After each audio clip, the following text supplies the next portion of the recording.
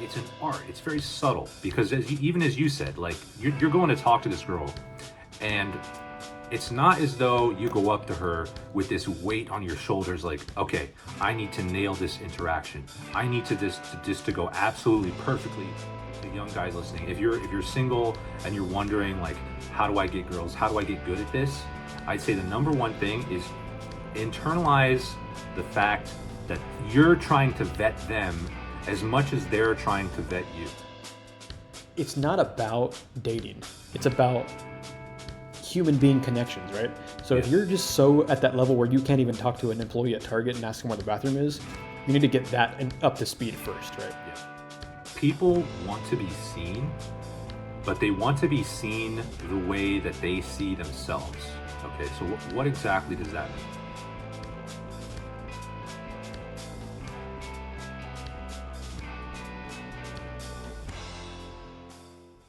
So I wanted to ask you this. So let's get specific here because maybe this is a good time to give like some more specific advice.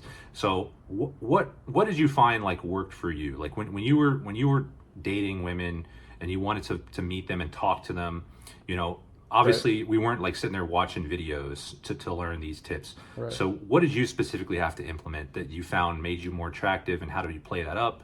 How does that go? Yep. Yeah, and for me specifically, I think I got lucky in some aspects, but the point about luck is when an opportunity presents itself, if you're ready, take it, and it'll be easy for you to take that. Yeah. But for me, I again wasn't even thinking about, once I stopped thinking about the frame of everything I need to do is in the lens of optimizing the dating world of it, things sort of kind of just fell into my lap, right? And what I mean by that is I built up hobbies in my life for the sake of, hey, I need to figure out, for example, climbing, right? I built up, rock climbing hobbies and saying, hey, I need to get better at this. And this is more fun for me to focus on how do I get better at rock climbing, right? And so I go to the climbing gym a couple times a week, and you just start to kind of analyze it and you optimize that. And I did a little bit of over optimization on that. I'm not going to lie, but Yeah. As a I hobby. recognize that, hey, I'm Yeah. over optimizing it, but let me just dial it back and regularly optimize it. So I finally Yeah. got to a point where you go into the climbing gym and you have this certain level of confidence in you. And now you're in the little element of, hey, I'm kind of in this gym, I kind of know things. You know what I'm saying? People start to notice these type of things at the gym. So I'm in the climbing gym and I'm kind of just, talking. I just see this girl there and I'm saying, hey, and I'm not even thinking of it as I need to gamify this. It was just a natural. This other person at the climbing gym, and I'm just gonna see if I can just see what she's into. So I started talking to her just casually, and one thing led to another, and now we're married and we're about to have a son. So Yeah. to me, it's like, it's almost like I wasn't trying to do any kind of dating things, and that's kind of what the message is stop trying, almost. And, Yeah. and there's an asterisk there because you do need to try a little bit, like take a shower, do all that stuff, and, Right. and make sure your hygiene's in check. But stop thinking of it as I need this to be the way, the conduit, and if to meet women, right? Yeah. For me, it was just I'm just doing things that make me happy, and in turn, I found somebody at that hobby that also thinks that things that make her happy are similar to what I do, and therefore she was attracted to me in some ways because I was good at that hobby, but also could kind of relate that to other things, and we kind of had just situations that where we both mutually grew together. And so it wasn't even I didn't even have the like any kind of bandwidth to be insecure, right? I'm already in an element where I'm comfortable, the climbing gym, right? Right. And so for you, kicking it back over to you, it doesn't have to be a climbing gym, but what is your climbing gym of that, right? It's like maybe it's the bowling alley. Maybe I'm really into bowling, right? And I meet a woman there, right? Of course, and again, there's ratios in this. Like sometimes you go to a bowling alley and it's 96% men, and the one girl there is just works there, and you don't want to bother her. I get that. But if you're in a hobby where it's 60-40 or something like where it's 60-40 men, women, talk to them, right? Because they're there and it's just for the hobby, et cetera. And then you might find somebody you like. And that's why last week we mentioned the coworker thing. And this is the system telling you not to, find love. And I think you need to ignore the system in a lot of cases. And this is one of those points. So back over to you. What do you think a good example of your climbing gym, if you will, for that? Yeah, well, I mean, I'm not married, so I don't have like a clean story like that to tell. But the places that I go is like church. I play a lot of disc golf. I go to the gym, and it's exactly what you're talking about. Like if I meet somebody in these settings, there's no real room for insecurity because I already feel like I belong there, and it makes the conversation much easier.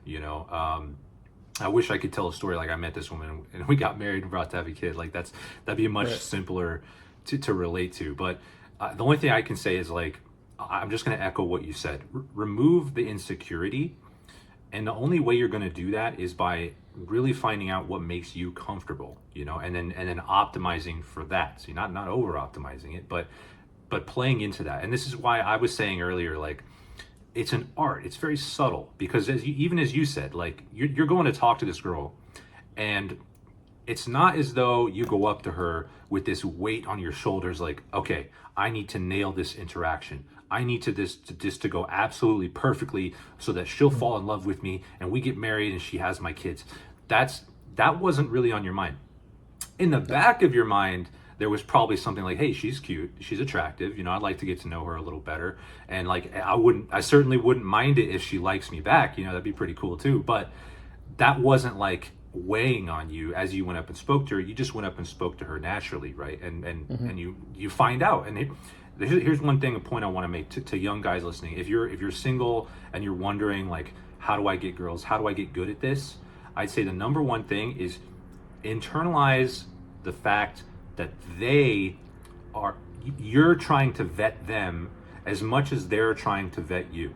So when you go up to a new girl, what's on your mind should not be, I need to present myself perfectly, I need to just nail this, and I need to have the perfect pickup line and transition it and get her number, and then we got to text for this amount of time, and I can only send texts that are this long, and you know, don't use emojis, and all these rules that are in your head. This is all bug man shit. This is all red pill, bug man, over optimization. And right, you have to escape that and just understand that, like, hey, I'm trying to get to know her.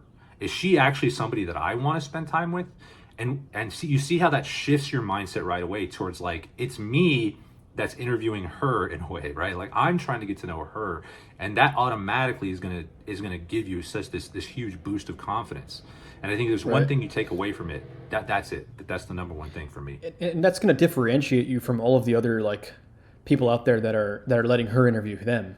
And I love that you use that example, because I'm gonna obviously make this kind of analogy here, which you underhanded me to. But when you're looking for a job, and you know, you do an interview at a job, let's say you have an interview at a company. If you're the guy who spends more time interviewing them than they interview you, you have the job, because you're already framing the conversation as if you're working there, right? And they are tired of just running. Let's say they interview 10 people, and they run the same script on the first 9, and they ask them like a bunch of questions, and at the end of the interview, they say, "Do you have any questions for me?" And they think of some little bait questions like, what is the values of your company? What do you guys, what's your diversity policy looking like? Yeah. No, if you walk in there and minute 0, you frame it, and this is what Red Pill gets right, is you have to have everything in frame, but they think about it in a way where you have to over optimize it. But I'm saying, if you just simply apply the frame like this, where your mindset isn't even I'm going into an interview, the mindset is, I'm interviewing companies to see which one is my best choice. So just like you said, with the dating world, you're trying to figure out, you're vetting them, right? And so for the interview process, if you walk in and you say, the first thing you do, for example, say, hey, I love your company, and I want to kind of, I was not love your company, but hey, I was interested in, you know, the listing, and how it relates to my old job is this, and I'm kind of curious right off the gate. If you say, I'm kind of curious, what are you guys doing for this, and how does it relate to what I did here? If you just immediately right off the gate frame it like that, you're going to jump into a 15, 20-minute little small talk about what the job is already. They're already explaining to you their job, and they probably didn't even explain that to the other 9 guys. So it's like, you're already in, basically, right? Yeah. And by the end of the interview, you're talking salary. You're talking salary at the end of the interview. You're saying, hey, like, so, you know, they're already, they don't even have to interview. They're not even going to run their script. They're just going to be vibing with you, if you want to. Yeah. So same thing with women. I think if you frame it to a point where you're interviewing them, that already differentiates you, in my mind, from all the other bug men that say, like, oh, I'm going to try to let them interview me. And I think it's really important for me, kind of explain, it's not about dating. It's about human being connections, right? So if you're just so at that level where you can't even talk to an employee at Target and ask them where the bathroom is, you need to get that up to speed first, right? Yeah. Because you can't walk up to a woman if you can't ask somebody where the bathroom is, right? Like, you can't do it. So, but if you're past that level and you're doing that middle tier phase where you're over optimizing and saying, like, let them interview me. No, you need to frame it like what you were saying, is where you're not even thinking of it as a dating opportunity. You're thinking of it as a human interaction, and you're saying, hey, maybe down the line you realize, wait, actually this person actually kind of fits the bill for me, right? So it's not something you need to think about. It's, in my mind, something that's more of a feeling. And I'm normally not a feelings person, but this is a perfect example of when to invoke that. You know what I mean? Yes. Yeah. So I have a one little psychology tip that I want to give to the viewers right now, and it relates to what you were just saying. So this goes for everybody, but especially women, I think. People want to be seen, but they want to be seen the way that they see themselves. Okay. So what exactly does that mean? It means that as a human being, you understand that you're not perfect. You know your flaws and you know them very well. And you think about them much more often than you think about the things that are good about yourself, right? So apply this to women. If she's an attractive girl, she knows she's attractive, right? And she's probably happy about it. But what she's thinking about a lot more are her insecurities, about the things that she doesn't like about herself. And what she's looking for, again, to relate it to my original point, she wants a guy who sees her for who she is and likes her anyway, right? Which means you're identifying flaws, right? And this is sort of why like negging works. Now, I'm not necessarily going to advocate for that, but I am going to tell you that you need to understand that this is a full human being that you're dealing with. This is a regular person with flaws, with who sins every single day, who struggles with certain things.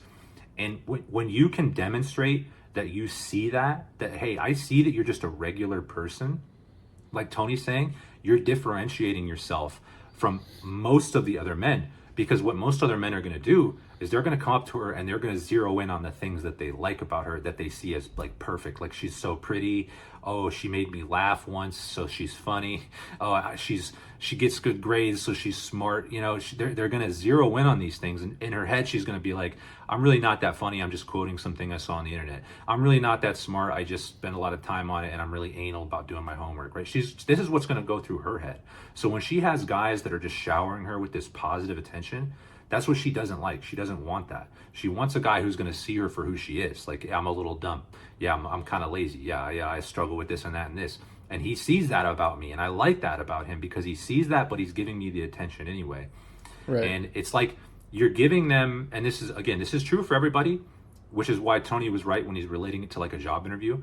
But especially with women, you want to give them something to live up to, like a challenge, you know, some way to like move into your frame. Like, hey, this is what I'm looking for in a wife. This is what I want. You know, do you meet that? Are you really that? You know, I'm not sure. Right. I'm gonna have to get to know you a little better to find out. They like that. It's like exciting. You know, it's exciting to them because they're like, hey, I can prove myself. This is something to move into. I want to be in his frame. I don't want him to come to me and shower me with all this attention and love me right off the bat, because that's insincere. And they can sense that, and it is insincere. You may think to your mind, like, I'm not trying to be insincere. I'm not trying to manipulate anybody. But what you're really doing is you're putting her on a pedestal, and you don't know her like that to do that. And even if you did know her like that, you'd understand that that's not appropriate. Like, nobody deserves to be put on that kind of pedestal. She's a human being. She's flawed, just like you. Keep that in mind, right, and you're going to go a lot further. Right. And what the red pill gets wrong about dating in particular is that they quadruple click on the beginning, and that's all they focus on. Right. And that's where most of the conversation is about dating. It's the beginning. It's how do I start it? But nobody really talks about the middle and obviously the end, but the middle of dating is the most important conversation that's not being had. And I think it's very, very important to say, hey, the beginning is important because I need to figure out how to start it, but how do I maintain it? And we talked about vetting and maintaining earlier, but how do I maintain a relationship with women, right? And if you start it, that question is answered by also if you start it correctly, it'll be easier to maintain. So if you start it in this false pretense of, I need to over-optimize myself with pickup lines, etc., you're not going to be able to maintain that because you're not going to be able to keep that image up the entire relationship, right? Yeah. So almost to a point where if you're just naturally being your normal state, your normal self, and then you kind of happen to meet somebody in a hobby style format, it's going to be a lot easier for you to maintain the middle and then the end up, not the end, but like maintain the middle and build up the relationship to a point where it's potentially marriage, because you don't have to put on the mask every day, right? And when I say the mask, I'm not talking about the Fauci mask. I'm talking about the mask of I'm this person that I try to do to make you attracted to me, but I'm actually not that person every day. I have to wake up, etc. But if you just wake up and you're just yourself, and you've kind of crafted a world where she's chasing yourself, she's actually chasing you as your natural self, you're locked in, right? Yes. And so what I want to kick over to you is the question of, in particular, why do they focus on the beginning and not the middle? Yeah, I think it's exactly for the reason you said. It's over. This is the example of over optimization when it comes to dating. We've related it to work and fitness and even just like ideology and politics. But when it comes to dating, over optimization looks like what you just said. It looks like hyper focusing on the beginning. Now, why does the red pill do this? Because as we've discussed before, the whole red pill solution is flawed to begin with. So they diagnose the problem correctly, but then their solution is just get as many women into bed as you possibly can, right? And if Right. you're optimizing for that, then it makes sense to hyper focus on the beginning because that's all there is. There is no middle and there is no end, right? It's just the beginning. Like how many women can I charm out of their underwear? And that's my measure of success, right? So I don't need to care about like, yeah, let me put on the mask all the time because that's all I care about is just getting through this very beginning phase. And once I'm through that, I'll be happy, right? That's what the red pill will tell you. Now, that's bug man. As I've said, that's bug man behavior. It's over optimization. It's going from one thing to the next over and over, just like the new iPhone. Instead of the new iPhone, it's the next pretty girl that you found. You know, it's the same exact thing. What's up, guys? Thanks for checking out this clip from the Maneuver Life podcast. If you enjoyed it, consider liking and subscribing and leaving a comment, even if it's just because you want to tell us how dumb you think we are, but especially if you want to tell us how much you agree with what we were saying. We have weekly uploads every single Monday, long-form conversations just like this one. So consider checking it out one way or the other. Thank you so much for your attention. You have a good rest of your day.